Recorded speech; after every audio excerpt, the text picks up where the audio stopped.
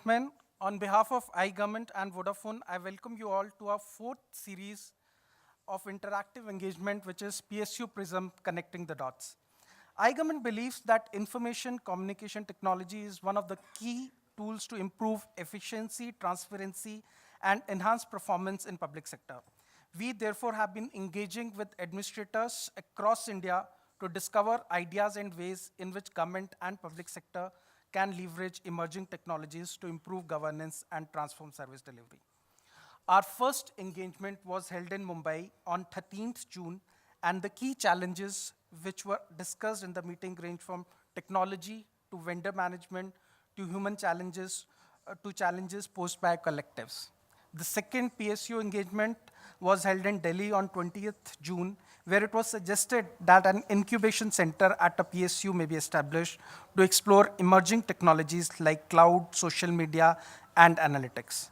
It was also suggested that awareness of key stakeholders has to improve, which can be facilitated by industry stakeholder discussions like this. The third PSU engagement was held in Kolkata on 27 June, where it was suggested that connectivity challenges in Northeast and rural areas need to be addressed. It was also suggested that solution providers should understand organizational and individual needs and that they should not push for the existing solutions. After a gap of 1 month, we are meeting again this time with the PSUs in Bangalore. In my understanding, the challenges within PSUs are more unique due to the following reason. There is high complexity of scale. There are large external and internal IT users within PSUs. There is diverse and non-IT literate workforce. There are ministerial dynamics like they're influencing decisions from outside PSU hierarchy. Without further delay, I would like to introduce the panelists for today. The topic for the panel discussion is information infrastructure challenges and solution for public sector. On my right is Shri Ramchandra Panigrahi, AGM Bank of Mysore, and Shri Sundar, AGM Corporation Bank. And I have with me Mr. Ritesh Bhargava, Head of Enterprise Solution from Vodafone. So beginning with you, Mr. Panigrahi, just wanted to understand as to how important is infrastructure and bandwidth in adopting technology for the banks? See, for each banks to run, the primary thing is that there is a connectivity is necessary for doing any type of transactions. It may be when we are using the standalone machine previously in 2000 or in 1998, at that time the connectivity was not an issue because that was a local area network that we are using at that time. Now the scenario has changes. It is in a core banking platform now. Almost all the banking are in the core banking platform. Similarly in SBI, we are also working in SBI. In State Bank Group also, we are working under a core banking solutions and the core banking platform, in which the bandwidth utilizations and the connectivity is a major thing that should be available for the branch to run. If that the same thing is not available, then the functioning of the day-to-day operation of the branch is very difficult task for us. So the bandwidth and the infrastructures required for the connectivity is a very basic or the prime requisites of all the PSU that is working in everywhere in the anywhere in the world. Any other thing? Yeah. So your reaction on the same, Mr. Sundar, you had the data center for Corporation Bank. Okay. See, in fact, no, I would rate, in fact, I am also from my other panelist co-member from a public sector bank. See, today, when the banks are working in a core bank environment, connectivity is bound to be a mandatory one. We cannot afford to be off even for a single minute. So when we talk regarding that, there are some 2-3 critical points in that. One is a redundancy factor. See, we cannot depend on a single particular line and expect that that line is going to be serving me for 365 days, 24 hours. So we should have redundancy. If something happens, we cannot say to our customers that no, the line is not there and then we are not able to service you. That I feel is a very critical factor. The other one is what we observe normally, a practical problem among everybody is the last mile connectivity. Last mile connectivity is one thing which it is there. See, there are 100 kilometers where we have to run. 99.9 kilometers we run and then 0.1 kilometer we don't run. Still, it is zero. The end result is zero.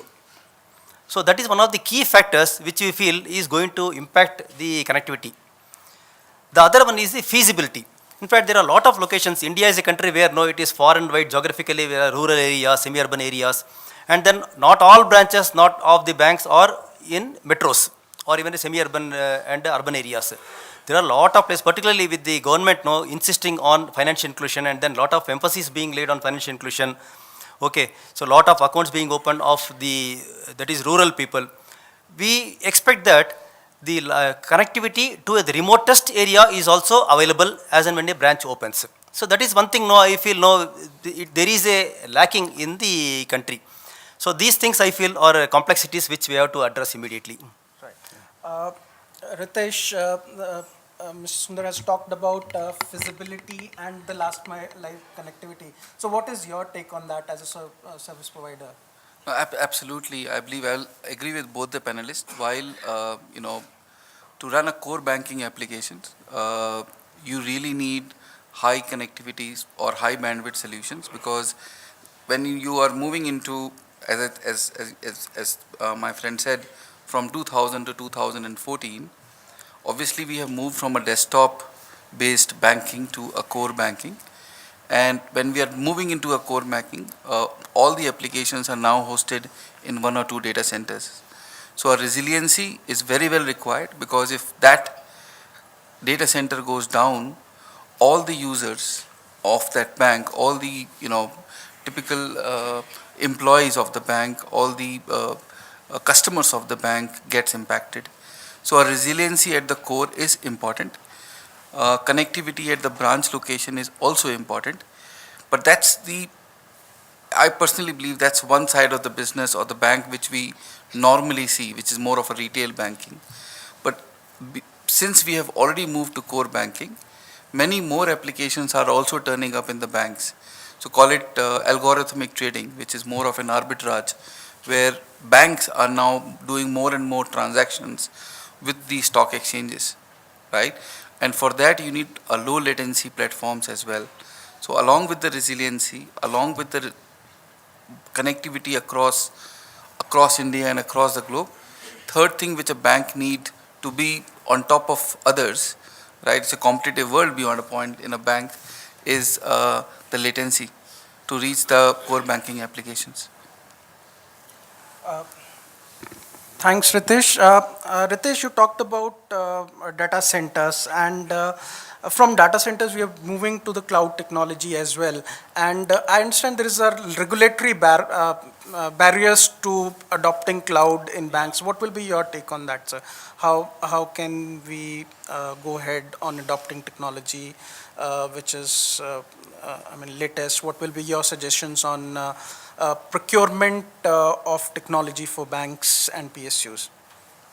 So far as State Bank Group is concerned regarding clouds, and they are not advanced in such a stage. They are actually they are not in the far of going for a cloud and hiring the servers and the storage spaces from some third-party vendor.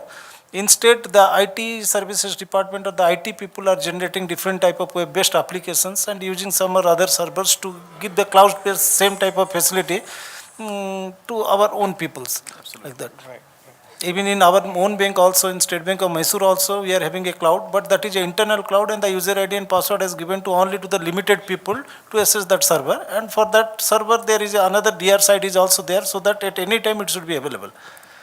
So going forward, do we look forward to that this will be open to a private cloud or banks? That will, the security, there will be a lot of security issues also there. That should be resolved first. Then only then can able to go for a clouds, which is should be a higher basis from the third party software. Right. Third party. I understand RBI has allowed cooperative banks at least to adopt cloud, but it's not allowed the nationalized banks so far. Yeah.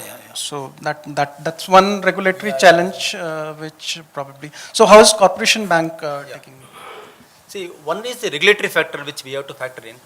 The other one is not only regulatory, we also have to see the security features. As my friend had told, security is one of the very important things. See, maybe the cloud is a technology which is just booming, and then a day is not far off where we have to necessarily move to cloud. But there are a lot of things that we have to factor in before going to that. See, some applications are there, which we can very safely go to the cloud, and then the convenience. See, going to cloud is just plug and play. We need not invest in infrastructure, all those things. All advantages are there. But when we talk of banks, we are dealing with customer data. In fact, it's not banks data; it is a customer data. So we have a lot of things, confidentiality. So many things are there which we cannot take a risk at this point of time in these days. It may be maybe a year after or 2-3 years down the line. A technology may come where the banks can safely move to cloud.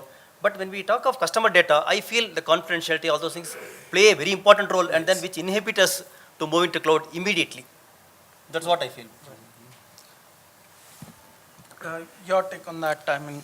Yeah, so we typically seeing different trends in the public sectors, while in the bank, because the applications, one, are very, very proprietary, secondly, highly secure environment. How will you feel one fine day if, you are able to, you're not able to access your account because an Amazon site is down, or somebody is doing some kind of a hacking into an Amazon site, and a corporation bank, the data is missing. So obviously, the core banking applications, very difficult at this point of time to move into the public cloud. As far as the core banking is concerned, each bank, when they are deploying, because the data within the bank is also growing, right? And it is growing much faster than what we can think, right? And that's where they are developing their own private clouds. So most of the core banking projects, if you see, when they are consolidated in a private cloud environment, or what we call it as a virtualization. Now that's a trend which we are seeing in India today. But if you see the global trend, it is changing, right? Where government themselves is creating cloud for banks or for other public sector units as well, right? What we call it as a grid, right? So they are creating kind of a bank grid or utility grid or, or health grid.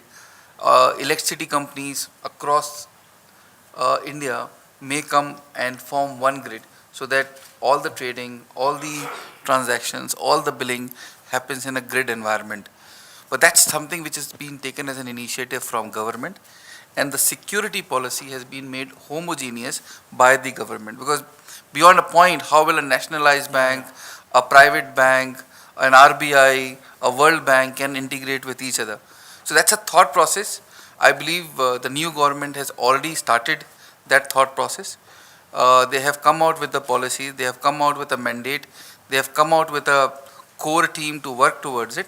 I believe it is a matter of time. Even in India, over a period of time, we may not be into a public cloud which is available for everybody, but maybe into a grid cloud per bank or per different industries. So, no, Mr. Ritesh, I want to tell you one thing. See, this is, so far as bank is concerned, we are playing with the customer data. Yeah. The customer database is huge comparison to another private sector organizations where there will be 100 or 200 numbers of customer, or maybe around 1,000 of customer. But we are dealing with lakhs and lakhs of customers' data. First thing, and the confidentiality of maintaining their data is also our prime responsibility.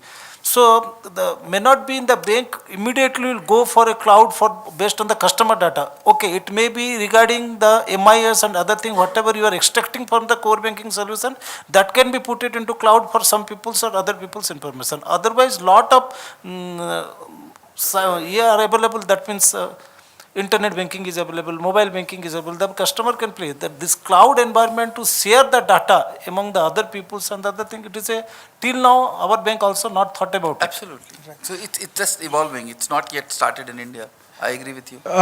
So we have, what I like to do is make it more interactive and have my audience comments also herein. And we have the expert in the area, Mr. Sridhar, who is CSIO Canara Bank. What will be your take on this? I mean, how can banks move towards this cloud for that matter? Or is it possible at all? Is the security too big a challenge there?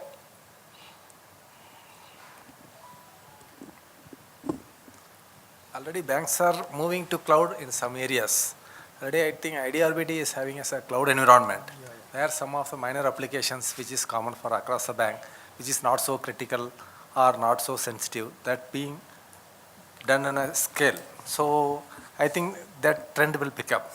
So, but even then, all the banks cannot go to cloud immediately. Another reason is because already they have invested heavily in all the hardware and software. This will go waste if at all you move it immediately. So it may be over a period when you have to replace your entire data center infrastructure. At the time the thinking may come whether you have to invest heavily on this again or you have to move to a common, as he said, bank grid, like IDRBT or somebody else comes, or even RBI can sponsor an organization like NPCI, which can have a data center where all the people can host their data. So the security, everything will be taken care, and it will be very viable proposition also. And who will in turn take the responsibility on behalf of the bank? Yes, naturally, because it will be a consortium of banks. They can float an organization which can maintain the data center or your cloud for all the banks or for all the members of that. So it will be like a NPCI. So it may be one more commercial organization or a subsidiary organization which can take care exclusively this business. Definitely bank can be free in maintaining all these technical stuff which they don't understand. So that it will go to a technical hand, people will take only business decisions and use it very effectively. That may be the future, I feel like that. Then it will take care of all the security angles and other things also. It will be economies of scale will also be achieved. And even the regulator also will be okay with that. But it should be a exclusively bank grid or something which is exclusively available only for banks. So or it becomes a part of critical infrastructure also. So even banks, government may think on that line. Right. So this is my thing. Thank you, sir. And in fact, government is establishing a cloud environment in Meghraj, which they have done. But for PSUs, something is still to come. For the banks, something still to come.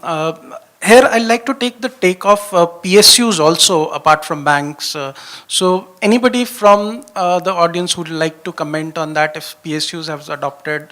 Mr. Sanjeev BL is also one of the advanced users in the technology. So we'd like to share your experience somewhere.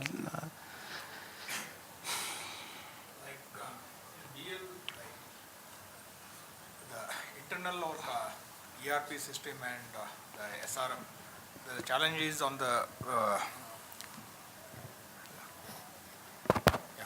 the challenge is on the 24/7 connectivity, and because the way the procurement happens, it's now because of the like vigilance and this thing. So we are mandated to move into the e-procurement. So there we need a huge bandwidth and connectivity to across the customers, like our vendors will be logging into our servers, and the challenges on the security plus your legal compliance with the tendering process. So that is the one. Second thing is we have our own solutions what we provide to our customer. Like I don't know, maybe knowing on the traffic signal. So like what we had in Bangalore is a B-track. Same thing was in Hyderabad.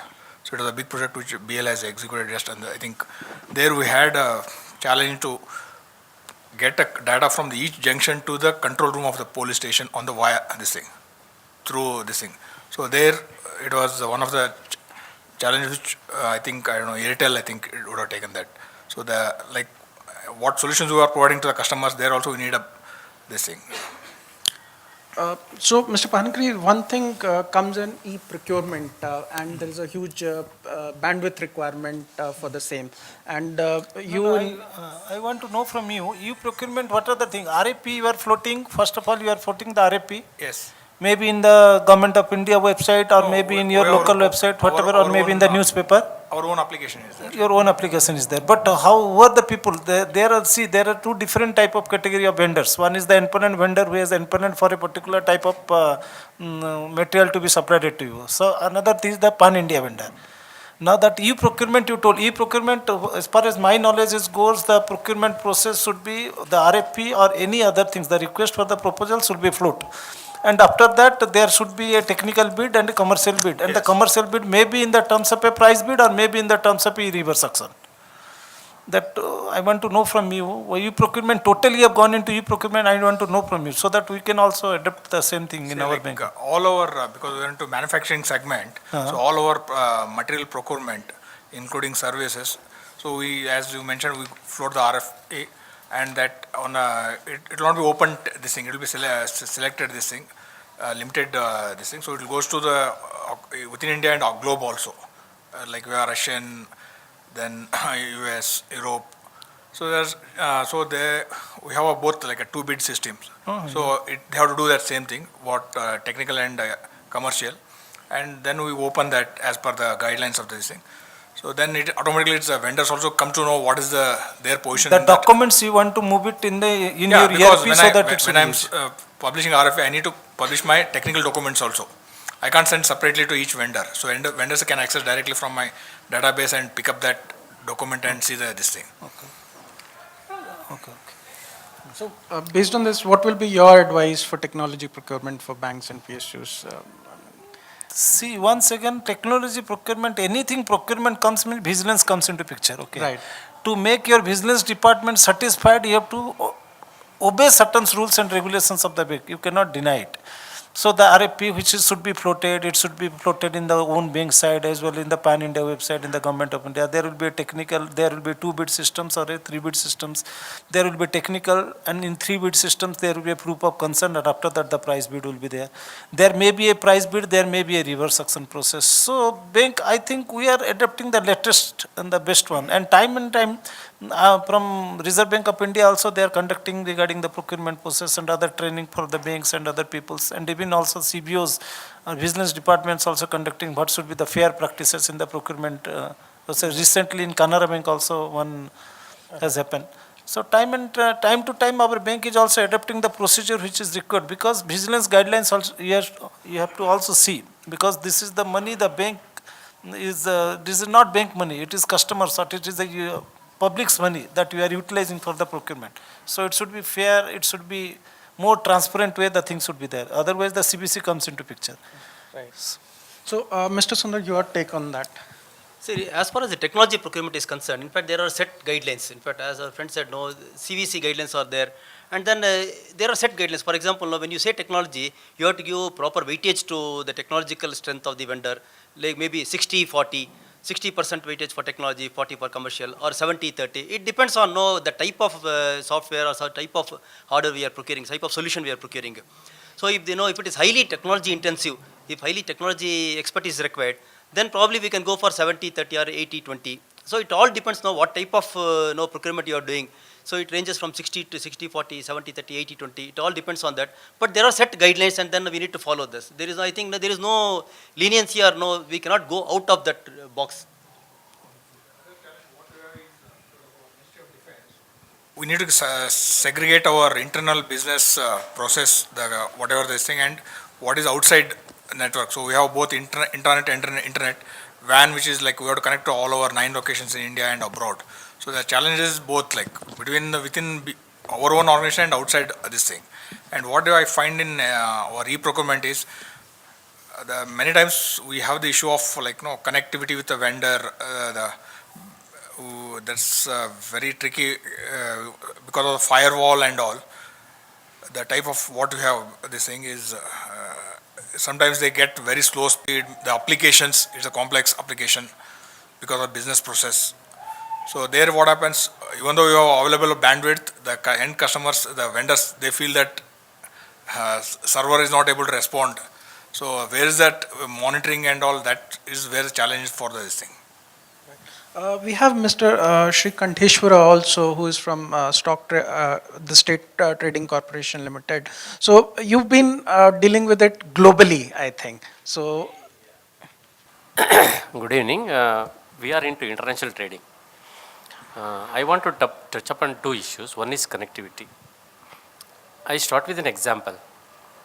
I want to make tomorrow the due date, 50 crore payment to Australia, Dubai or anything. I went to the bank and they said system failed. Today, if you do not make the payment, you are considered as a defaulter and my goodwill goes down. This is the real problem I faced When I went to the bank, you make 100 crore payment today. I have sent all the documents. My money is there, and bank could not able to do that. Second, this is why I am touching one point: connectivity with efficiency. This is very important. That is why there are more number of players are there. I choose to go to from A to B, B to C, C to D, where efficiency I want more. I do not want anything from the banking industry that because of the system failure, I am not able to make payment. This is not one time I have faced, many times. Well-reputed banks also, they have said, then imagine what is my position on that day. The vendor is a global number one in international business, will pass on the messages through email. STC has failed to make it. Number two, Reserve Bank has issued the guidelines recently, banking on tap, payment banks and small banks. Connectivity to the rurally, I just want to know what is the view from panelists, how the technology players want to connect the rural sector. It is very, very poor as of now. For that reason only RBI has issued a recent guideline, including the telecom companies, they can open the payment banks.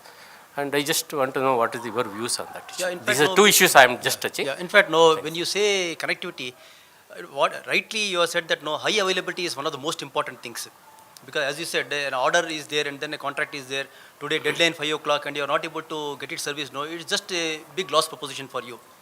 So the banks cannot say that no, we are not able to service you. They should have some alternative arrangement, either from redundancy from one vendor, ring route or something. So many technologies are there which the banks have to adopt, and then there cannot be excuse for that, number one. Number two, when you say the connectivity to rural areas, see, in fact, apart from point-to-point lease lane or MPLS, there are a lot of technologies. That is one thing which are there. See, we also have connectivities like VSAT. In a remotely, very remote area, we have VSATs installed there. In fact, we are done. In fact, some of our branches are working on VSATs even now. And the availability is too good, I say. It's too good. VSATs are there, which gives very reliable connectivity. And then we also have CDMA connectivity. In fact, where you want to start immediately, without much of a preparation, just you open a branch and with CDMA you are able to open it. So these are the options available, and then we should just adopt to that. That's the only thing. Maybe sometimes when you enter the interiors, even mobiles are not able to connect it. Yeah, that's what. Correct. It is there. It is there. So a lot of things are there which we have to improve. Particularly when the country is so geographically widespread. The connectivity has to improve a lot. And peak hours internet doesn't work. Peak hours. This is the main thing. Yeah, that's right. That's right. Rural branches, nowadays what is happening, even VSAT connectivity we are giving also, some backup connectivity lines also, nowadays we are making some arrangement. Even there is a BSNL is also there, we are making some arrangement for a backup connectivity also. But as far as my knowledge goes, suppose it is a RTGS transaction, you are talking about 50 crores or something. Now almost all the bank in India are in core.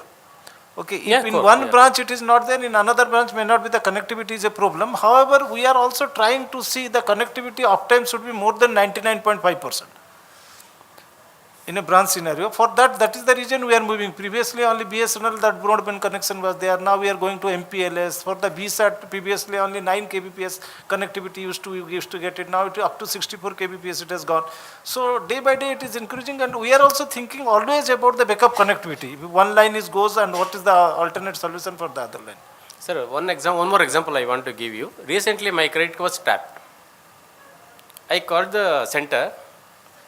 If I do not complain and complaint is not registered, amount will be going. Call center is telling system is failed, is not working. Who is to be made responsible for this? I didn't understand. 50,000 rupees payment was made, unauthorized payment was made. I called the call center, system is not working, sir, very, very sorry. This is what connectivity is going on. Then you will be held responsible for that. No, 50,000 payment has gone from your account to whose account? Some London hotel. Without any advice, without any Yes, note? I got 11:55 in the night. I got the SMS that your account is debited. I called immediately call center. They said system is not working. I am very sorry. These are the network connectivity. I am just giving one example. It may not be a connectivity problem. When the money is We don't know, going sir. from your account to some other account, there is a pakka connectivity. and you cannot No, tell no, it no, is what not- I'm telling, it is wrong, not a wrong question payment, of wrong payments connectivity. are going through card. When I call the call center, they are not able to open my account, that's what they have. But I heard about this one regarding swiping of card in petrol bunk and other thing. At that time, they are supposed No, to no, three no, no. times If you you go get to the swipe card it. number, they can do the fraud. If you have the international payment can be made, but not domestic payment. Domestic payment, international payment, CBV is not required, sir. Not required. If you know the card number, they can hack our card. And when we call the call center, they are telling systems they are not working slow or something like that. This is the example just I have given. So The you are connectivity referring is to important. the peak hour issue that people face, no? Peak hour, that is, no, the systems are slow. There could be two reasons. In fact, as far as the practical expenses are concerned, no, one is no, the application scalability. The application probably is not able to take the load during the peak hours. That is one thing.